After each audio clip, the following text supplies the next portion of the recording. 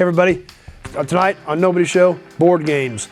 Before that, jump on over to nobodysplaybook.com, check out what we've got going on over there. Hey everybody, I'm Chadwick with Nobody Else's Auto. We deal in classic and special interest cars and parts. We have over 1,100 classic cars in our salvage yard, and that's what we do and that's what we love. Thanks for coming by Nobody's Show. If you've been here before, thanks for coming back. If you're new, we're glad to have you here. And this is going to be the show for gearheads. We're going to talk about hot rods, muscle cars, customs, classics, trucks, cab overs. We may even get into some of the newer stuff into the 70s and 80s. We're also going to talk about gas pumps, signs, oil cans, toys, all types of automotive memorabilia. Because here at Nobody's Show, this is your show. We're going to be on Monday, Wednesday, and Friday at 7 o'clock. Don't miss it. Now let's get into tonight's episode. Hey everybody, it's Chad with Nobody Else's Auto. Tonight on Nobody's Show, we're going to talk about board games. What's board games got to do with car stuff? Well, back in the 60s, a lot of manufacturers used board games for promotions. They had stuff that were given away to customers for toys for their kids to play with. They had training board games. Tonight, we're going to talk about one here that I think was a training board game. It's a 1969 Chevyland sweepstakes, if I can talk. A game for the family. Looking at this, it seems more geared towards salesmen, sales promotions, that type of stuff. But these are cool pieces. They always had a lot of pictures of the cars on them. They were promotional pieces no matter how they did it. Whether the salesmen were using them, whether they were giving away to customers, they were promotional pieces. So a lot of times they had cool cars and cool pictures on them. This one's got a Corvette on the front of it, being a Chevrolet game. They were highlighting their star car.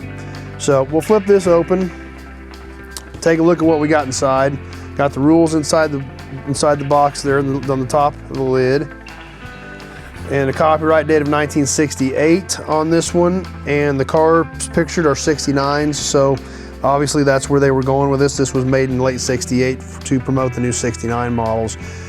We look in here, we got the Chevyland sweepstakes again, the Camaro, the Impala, the Biscayne, and of course the Corvette. We lay the board out here, and once again it's got all the cars on it, as well as a Monopoly style layout going around the board as a learning type deal. It talks about various things. It's got a start and a finish. Chevy resale value pays dividends. Parts inventory does not balance. Obviously that would be a negative, so you lost sales. This was a dealership type training type game. So it covered a lot of different things like that. There's the Chevrolet pickups, the C10s. Got those on there. The OK used cars were on there. Second quarter records show you sold the most Chevelles in the district. You get a bonus. Cool stuff like that.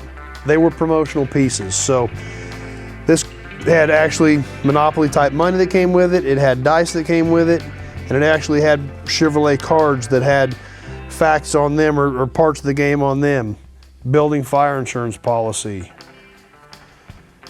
These appear to be all still stacked together. These have probably never been separated. Failed to participate in a community fair, so you lost sales. People didn't want to buy cars from you because you weren't involved. But you did participate in the local Miss America Junior pageant and you sold some cars. See what else we've got in here. Uh-oh. Advance 3 spaces and loser gain twice the sales shown. You wouldn't want to draw that one. That wasn't a good one.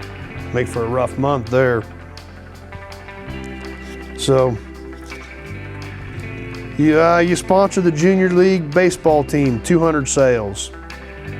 So, you look at some of these promotional type things from back in the day and it kind of gives you an insight to what the world was like in those days. It shows you the importance of how to promote your business. It talked about that on all the spaces around the games.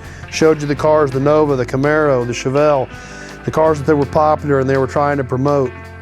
So, a lot of different things going on, but not everything was digital back in the day. It took physical items such as these for promotion. Your salesman had to use them. You had to give them to customers. They put their hands on them. You didn't click on a computer screen and look at stuff. It was cool stuff like this is what helped get the word out about the new Chevys you were trying to sell.